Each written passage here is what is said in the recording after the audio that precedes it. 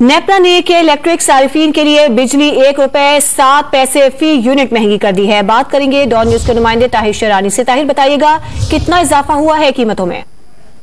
जी देखें, के इलेक्ट्रिक सारिफीन के लिए अक्टूबर की माहाना फ्यूल एडजस्टमेंट की मद में एक माह के लिए बिजली ₹1.07 फी यूनिट महंगी की गई है। इजाफे का सारिफीन पर 1 अरब 91 करोड़ रुपए का इजाफी बोझ पड़ेगा और ये इजाफा सारिफीन से रवा माह की बिलों में वसूल किया जाएगा।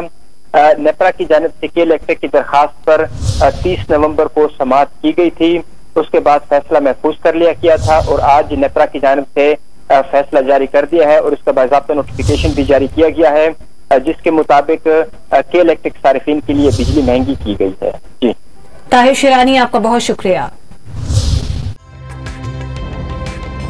ताज़ा तरीन वीडियोस के लिए हमारा YouTube चैनल सब्सक्राइब करके बेल आइकन प्रेस करिए ताकि आपको मिले हर अपडेट सबसे पहले।